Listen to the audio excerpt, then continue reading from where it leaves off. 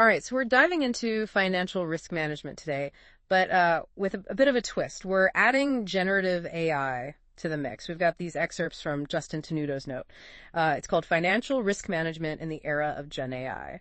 And I think this is going to be really interesting. The big question is how this new wave of AI is, how's it shaking things up in terms of traditional financial practices and risk management? Yeah, I think what's really interesting to me is how different this is from how we've been using AI in finance up until now. We've had things like fraud detection systems for a while. Yeah. But those were trained on very specific data sets. Right, like giving them a crash course and spotting the bad guys. Exactly. But generative AI, that's a whole different animal. Yeah. These models are trained on just massive data sets. I mean, think the entire internet. So instead of like a carefully curated textbook, they're sifting through this vast and chaotic library of information. Yeah, that's pretty mind-blowing when you think about it. It really is. Yeah. And it leads to some really interesting questions about ownership and control. Most financial institutions, they're not going to build their own massive models from scratch. Right. So they're going to be adapting these existing ones. And that raises this whole issue of transparency. Because who really knows what's going on inside those models? It's not like you can just open it up and take a look. Precisely. Huh. That's a key distinction from traditional models where you could trace the decision-making process.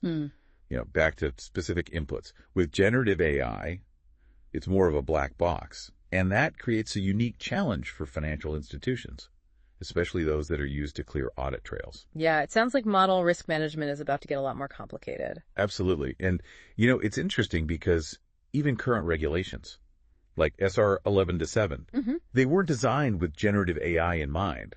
They don't explicitly address the complexities that these models bring to the table. So we're kind of in uncharted territory here. In a way, yeah. Yeah. But there are, there are frameworks emerging that could offer some guidance. Take NIST AI 600-1, for example.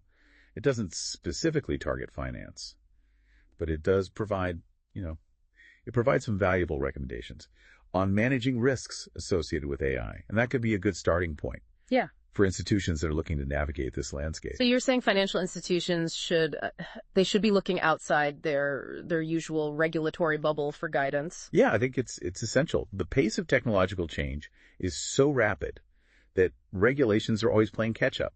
If institutions wait for specific rules to be written about generative AI and finance, they'll already be behind the curve. So what can they do? What can they do right now to prepare themselves? Well, I think updating data usage and retention policies is crucial. I mean, think about it. With these powerful models accessible, it's not just data scientists interacting with them anymore. It can be anyone in the organization, using generative AI to analyze data or even interact with customers. So the potential for things to go wrong, that increases exponentially. Exactly. And that's where education comes into play. Financial professionals, they need to understand the limitations of these models. They need to know that. Yeah. These aren't magic crystal balls. You can't just blindly trust the output. It's about informed decision-making. So almost like a cultural shift within these organizations. I think that it's essential. And it's not just about the individual users either. The whole approach to model risk management needs to evolve. Traditionally, it was the domain of data scientists and risk managers. But now, you need to involve legal teams, compliance officers, ethics boards, subject matter experts to evaluate these applications. It's becoming a team sport. Exactly. You need diverse perspectives to properly assess and manage the risks involved. It's simply too complex for any one group to handle alone. Well, you've definitely given us a lot to think about already. I know there's more to uncover, right? Absolutely. We've laid the groundwork. Yeah. But let's get into some practical steps institutions can take. Justin Tenuto, he actually lays out a really useful rubric for assessing the risk of using generative AI. And I think it's worth exploring further. Perfect. That sounds like a great place to pick up when we come back. All right. So you mentioned this rubric for assessing the risks of using generative AI. Let's unpack that a bit. Yeah, this rubric from Justin Tenuto's note, it really boils down to three key questions. And it's deceptively simple, but it really gets to the heart of how to approach generative AI responsibly. So the first question is your application customer facing? Okay, so if a financial institution is thinking about using maybe like a chatbot to answer customer questions, or maybe even offer some kind of like personalized financial advice, that would fall under this category, right? Exactly. And when you have a customer-facing application, the stakes are immediately higher. You have to be extra cautious about the potential for things to go wrong. What What kind of things should they be thinking about? Well, for starters, is the model providing accurate information? These generative models, they're trained on a massive amount of data. And not all of that data is reliable or accurate. So you need to make sure that the model isn't, spitting out misleading or potentially harmful advice. Yeah, it's like the old saying, garbage in, garbage out. Precisely. And then there's the issue of manipulation. Could a user intentionally try to trick the model into giving them the answers they want, even if those answers aren't in their best interest? That's a real concern, especially in a financial context. So it's almost like you need to treat these models like interns, capable of great things. Yeah. But in need of constant supervision. That's a great analogy.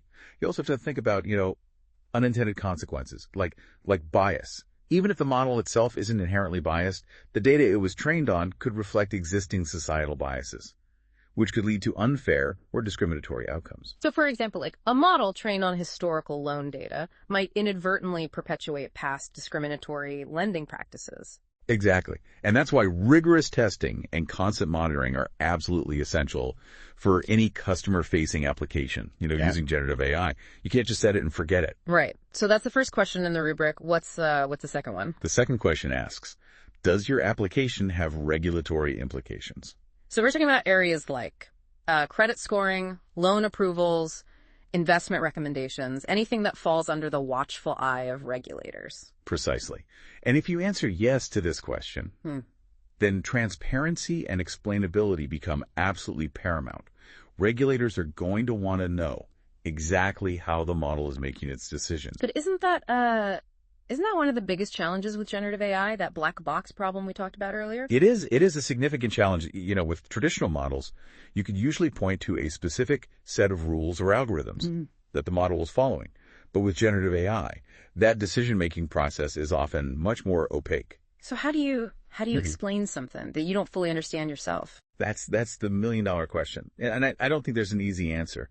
But institutions need to start thinking about how they're going to address this issue. They might need to develop new techniques for interpreting and explaining the outputs of these models. And they need to be prepared to have those conversations with regulators, who are likely just as unfamiliar with this technology as they are. Absolutely. This is uncharted territory for everyone involved. Yeah. But transparency is going to be key to building trust and ensuring responsible use of generative AI in these highly regulated areas of finance. All right, on to the third and final question in this rubric. What is it? The third question is, does your application involve automated decision-making?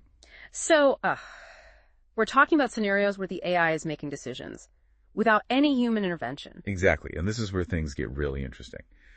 The potential benefits of automated decision-making are huge. You could process loan applications in seconds, identify investment opportunities in real time, and optimize trading strategies with incredible speed and efficiency. But the risks are equally significant, right? Without a doubt. If you're letting an AI make decisions that directly impact people's finances or livelihoods, you need to be absolutely certain that it's making the right decisions. So what steps can institutions take to manage those risks?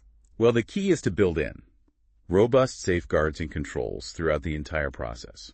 You need to start with high-quality data that is representative and free from bias.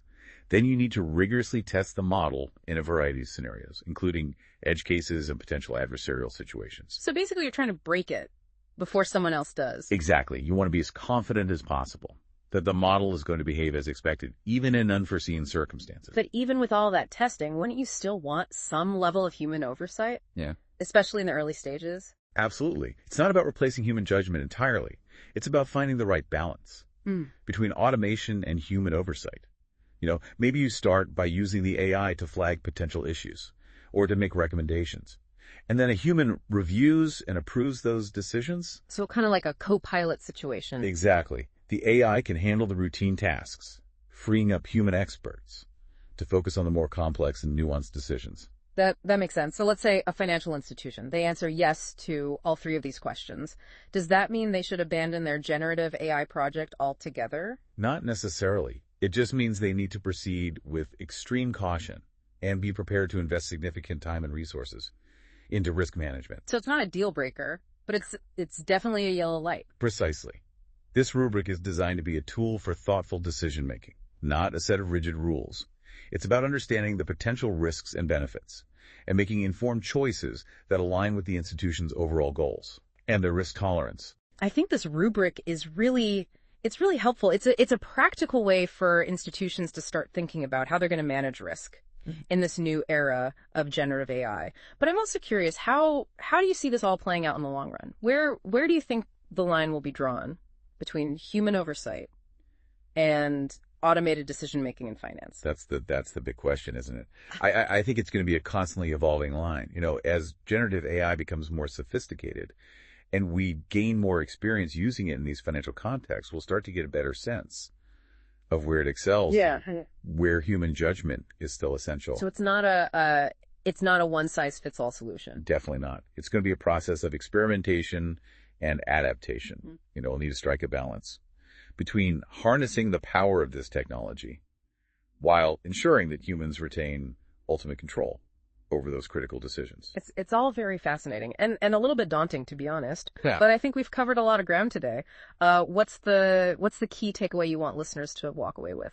I'd say the most important thing is that generative AI is a powerful tool with the potential to transform the financial industry. But it's not a magic bullet. It's a tool that needs to be used responsibly and with a keen awareness of the risks involved. Well said, and I think that's a perfect place to wrap things up for today. Thanks for joining us on this deep dive into the world of financial risk management in the age of generative AI. Okay, so we've talked about the potential risks and the need for caution, but what about the flip side? What are some of the exciting possibilities that generative AI opens up in finance? Oh, there are so many. Think about the tasks that are currently, really time-consuming and repetitive for financial professionals. Generative AI can automate those, freeing up human expertise to focus on more strategic work. Analyzing mountains of market data to identify trends. Exactly. Or even drafting personalized financial reports for clients. What used to take hours could be done in minutes, allowing financial advisors to focus on, building relationships and providing truly tailored advice. That could really change the game for financial institutions, make them more efficient, more customer-centric. Absolutely. And it's not just about doing things faster either. Generative AI can also help us uncover insights that we might have missed with traditional methods. It can analyze data from a wider range of sources, identify subtle patterns, and even generate hypotheses that humans might not have considered. So it's not just about automation, it's about augmenting human intelligence with a whole new level of analytical firepower. Precisely. It's like having a research assistant who can read and process information at superhuman speed and then, present you with the most relevant findings. That's a game changer for any industry, but especially for finance, where data is king. Yeah, it's almost like we're entering a new era of financial discovery, where we can ask questions that we never even thought to ask before. I think that's a great way to put it. And, as the technology continues to evolve, who knows what other possibilities will emerge. It's an incredibly exciting time to be in this field. It certainly sounds like it. But I imagine there are also some pretty big unknowns out there. What are some of the things that keep you up at night when you think about the future of generative AI in finance? Well, one of the things that I think about a lot is, the issue of control. As these models become more complex and more integrated into our systems, how do we ensure that we retain control over their decision-making? How do we prevent those unintended consequences? Yeah, it's almost like we're creating this new species of digital intelligence, and we need to figure out how to coexist with it responsibly. That's a powerful way to think about it. And it's not just about preventing negative outcomes either. It's also about ensuring that these models are used for good.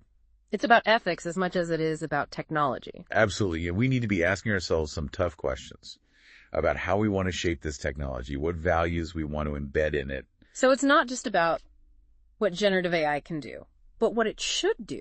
Exactly. And those are conversations that need to happen now, not after the fact. We have a responsibility to shape the future of this technology in a way that benefits society as a whole. This has been such a thought-provoking conversation. You've really given us a lot to consider about the risks, the opportunities, and the ethical implications of generative AI in finance. But before we wrap things up, I want to circle back to something you said earlier. You mentioned that most financial institutions, they won't be building their own massive AI models from scratch, but rather adapting existing ones. So what does that mean for the competitive landscape in finance? That's a great question. I think it creates a really interesting dynamic. On the one hand, It lowers the barrier to entry for institutions that want to experiment with generative AI. They don't need to invest massive resources in building their own models. They can simply plug into existing ones. So in a way, it levels the playing field. To a certain extent, yeah. But on the other hand, it also raises questions about differentiation. If everyone is using the same basic models, how do you stand out? How do you create a competitive advantage? So it's not just about having the technology, it's about how you use it. Exactly. I think the institutions that will thrive in this new era are going to be the ones who can figure out how to leverage generative AI in creative and innovative ways. They'll be the ones that can combine this technology with their own unique data, expertise, and customer relationships to create truly differentiated products and services. It sounds like the real winners won't be the ones who build the biggest models, but the ones who ask the best questions. I think that's a brilliant insight. Ultimately, it all comes down to human ingenuity and creativity. Generative AI is a powerful tool, but it's up to us to decide how we're going to use it to shape the future of finance. Well said. And for those of you who want to dive deeper into these ideas, I highly encourage you to check out Justin Tenuto's full note on financial risk management in the era of GenAI. It's a fantastic resource. It'll give you even more food for thought. Thanks for joining us on this deep dive. We'll catch you next time.